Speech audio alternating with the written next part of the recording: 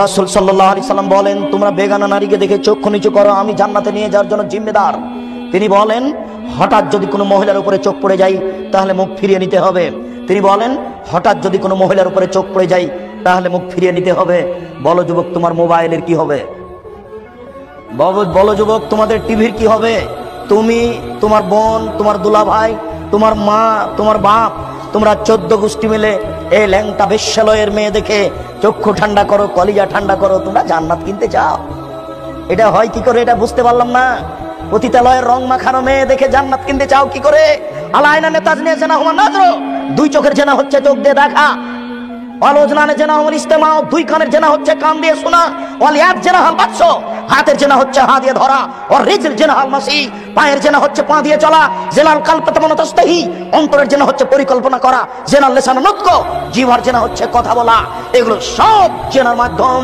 এইভাবে জেনা করার পরেও কি করে তুমি জান্নাতের হিসাব করতে পারো? অত দামি মেয়েকে কিভাবে তুমি ভোগ করতে চাও? তুমি হিসাব করতে পারো না?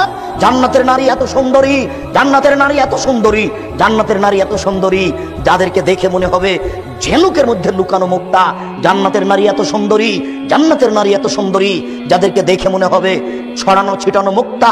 জান্নাতের নারী এত নরম, জান্নাতের নারী এত নরম, জান্নাতের নারী এত নরম যে আপনার ওই ডিমের খোসা এবং সাদা পদার্থ, ডিমের খোসা এবং কুসুমের মধ্যে সাদা পদার্থ যত নরম, ডিমের খোসা এবং কুসুমের মধ্যে সাদা পদার্থ যত নরম, জান্নাতের নারী তত নরম। কি দিয়ে বুঝায় যুবক আমি তোমাকে জান্নাতের নারী কত নরম?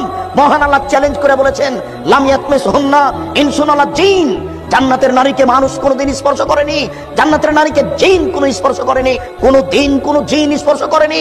জান্নাতের নারীর ব্যাপারে আল্লাহ তাআলা চ্যালেঞ্জ করেছেন, জান্নাতের নারীদের কোনোদিন পেশাব হবে না, তাদের কোনোদিন পায়খানা হবে না, তাদের কোনোদিন হায়েজ হবে না, তাদের কোনোদিন নাকে শিকান হবে না, তাদের শরীরে কোনোদিন ময়লা হবে না, তাদের কাপড় কোনোদিন অপরিষ্কার হবে না, তাদের মাথায় থাকবে লম্বা লম্বা কোঁকড়া কোঁকড়া কুচকুচে কালো চুল।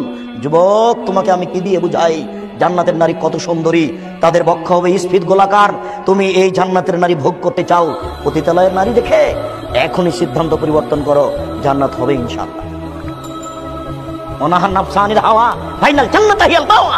আল্লাহ ওয়াদা করেছেন তোমার সাথে, পৃথিবীর প্রত্যেকটা মানুষের সাথে আল্লাহ ওয়াদা করেছেন, মানুষ যদি তার প্রবৃত্তিকে ঠেকাতে পারে, মানুষ যদি তার প্রবৃত্তিকে ঠেকাতে পারে, আজ থেকে টিভিতে পতিতালয়ের ল্যাংটা মেয়ে দেখবে না, আজ থেকে কোনো মেয়ের সাথে মোবাইলে গল্প করবে না, আজ থেকে জেনা বন্ধ করলো।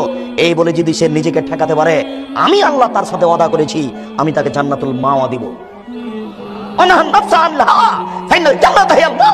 কেউ যদি নিজের প্রবৃত্তিকে ঠেকাতে পারে, মনের চাপকে ঠেকাতে পারে, কাপুরুষ তোমাকে চিনি না। তুমি তো ওই মেয়েটার নাম্বার হাসি মুখে কথা বলেছিল, সেই জন্য তুমি নাম্বার ধরে রেখেছো আবার কথা বলার জন্য।